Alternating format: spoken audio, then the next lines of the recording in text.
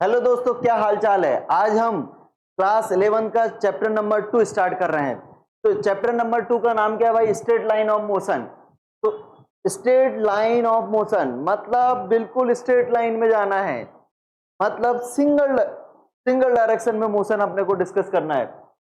तो जैसे ही वर्ड आया यहाँ पर मोशन, तो मोशन वर्ड का मीनिंग पता होना चाहिए। तो आपने सुना होगा रेस्ट और मोशन, मोशन और रेस्ट। मोशन क्या होता है पहले बताओ आप। क्या रेस्ट में पूछूं आपसे तो रेस्ट क्या होता है? थोड़ा सोचो, दिमाग लगाओ और बताओ मुझे कमेंट में बॉक्स करके। तो यहां पर हम देखेंगे रेस्ट किसको बोलेंगे। अगर कोई टाइम के रिस्पेक्ट में अपनी पोजीशन चेंज नहीं हो रही उसकी, तो उसको हम बोलते हैं रेस्ट में। रेस्ट किसको बोलेंगे हम? कि the position will not change with respect to time. Position change नहीं होना चाहिए टाइम के रिस्पेक्ट में, उसको हम बोल देंगे रेस्ट में।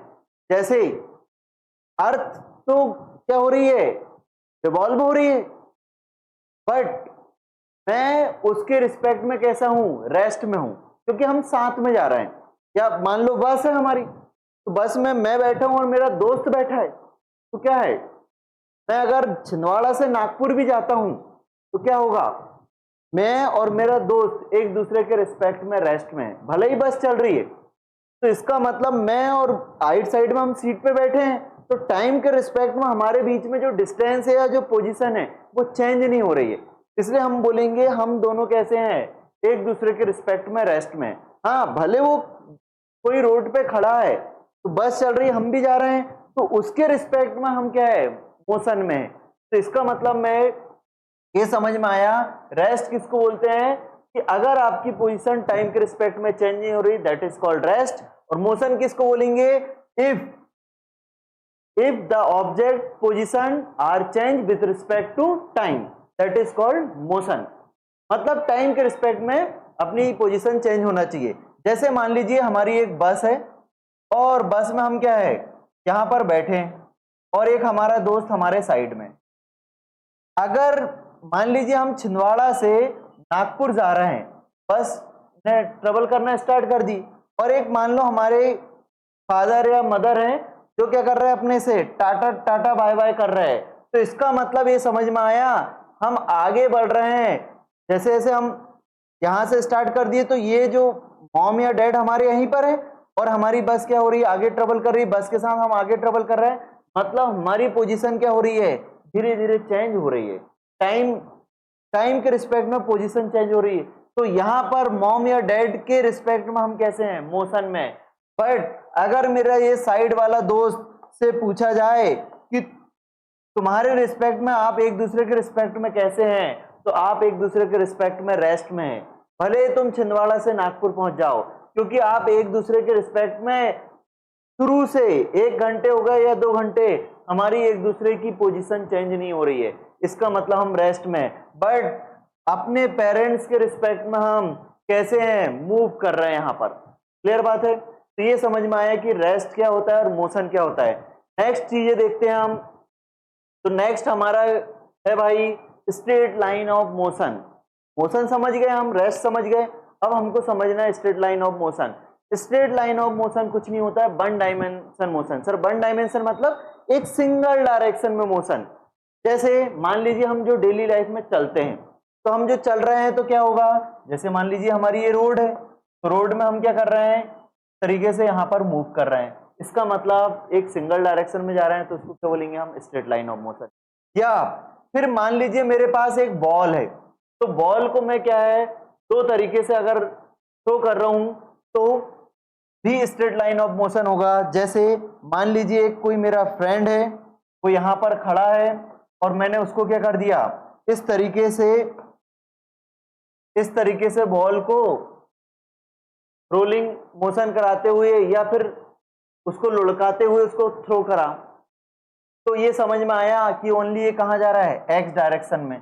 जैसे आपने एक्स एक्सिस और बाय एक्सिस पढ़े होंगे ना, ये एक्स और ये क्या है? बाय। तो अगर मान लीजिए आप यहां पर खड़े हैं, और आपने यहां पर खड़े होके अगर बॉल को इस तरीके से थ्रो करा कि ओनली वो कहां जा रहा है? एक्स डायरेक्शन में, तो भी हम इसको स्ट्रेट लाइन ऑफ मोशन बोलेंगे।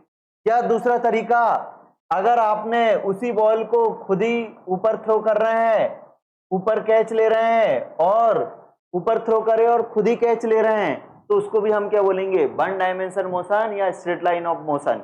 मतलब ओनली वो क्या हो रहा होगा, बाय डायरेक्शन में जाएगा और बाय में ही क्या होगा, वापस आएगा।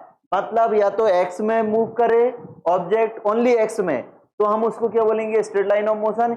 या हम ऊपर थ्रो कर रहे हैं और कैच ले रहे हैं, तब भी हम उसको क्या बोलेंगे, स्ट्रेट लाइन ऑफ मोशन, क्योंकि ओनली वो बाय में जा रहा है और बाय में ही आ रहा है। क्लियर है सर? तो टू डायमेंशन मोशन जो कि हम नेक्स्ट चैप्टर में पढ़ेंगे, प्लेन मोशन, तो उसमें किस तरीके की सिचुएशन होगी।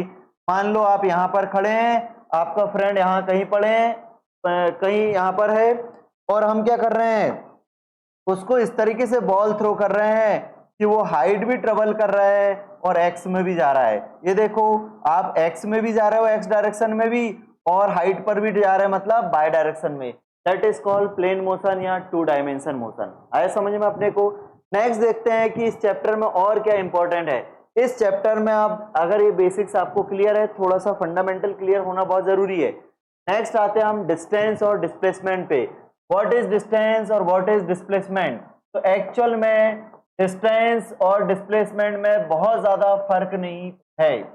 डिस्टेंस और डिस्प्लेसमेंट लगभग क्या है, सिमिलर है, थोड़ा सा बस चेंजेस है। उसको समझ लेते हैं हम कि क्या चेंजेस आ रहा है भाई।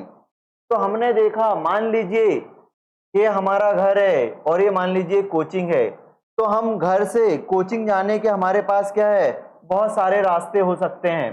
मान लीजिए हम कोई, मान लीजिए कुछ इस तरीके से रास्ता है, कोई इधर घूमते फिरते है, कोई मान लो ये गार्डन में जाके घूमते फिरते आ रहा है, और कोई क्या हो सकता है, अपने फ्रेंड के घर गया और उसको साथ में लेके आ रहा है।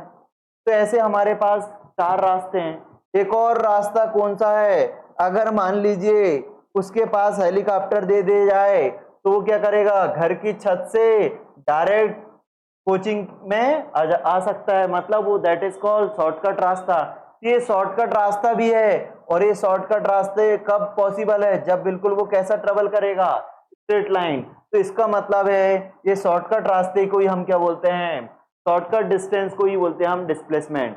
मतलब वो शॉर्टकट डिस्टेंस है पहले, और उसके बाद उसी का नाम क्या रख दिया हमने, डिस्प्लेसमेंट, क्योंकि एक फिक्स डायरेक्शन की रिक्वायरमेंट है, एक स्पेशल नाम है वो, और साथ में उसमें क्या है, हमारे पास डायरेक्शन फिक्स है, और साथ ही साथ हमारे लिए क्या इंपॉर्टेंस है यहाँ पर कि ये बिल्कुल शॉर्टेस्ट है, इससे ज्यादा शॉर्टेस्ट पॉसिबल नहीं है। मान लीजिए अगर ये डिस्टेंस इस वाले रास्ते से जा रहे हैं तो 2 किलोमीटर पे अपनी कोचिंग पड़ रही है, इस वाले रास्ते से जा रहे हैं तो 4 किलोमीटर, इस वाले से जा रहे हैं तो 8 किलोमीटर, इस वाले से जा रहे हैं तो 10 किलोमीटर, और इस वाले से जा रहे हैं तो मान लीजिए 5 किलोमीटर। तो ये जो 4 किलोमीटर है या 5 किलोमीटर, 8 किलोमीटर, 10 किलोमीटर और अदर रास्ते से भी पॉसिबल है। जैसे इस डायरेक्शन से जा रहे हैं तब भी 4 किलोमीटर पॉसिबल है, ऐसे जा रहे हैं तब भी क्या है, 4 किलोमीटर पॉसिबल है, but 2 kilometre only single direction से पॉसिबल है, जो कि शॉर्टेस्ट है। तो इसी को हम क्या बोलेंगे भाई, डिस्प्लेसमेंट बोलेंगे। तो आया समझ में? तो डेफिनेशन क्या हो जाएगी, the length of path is called distance, the length of path is called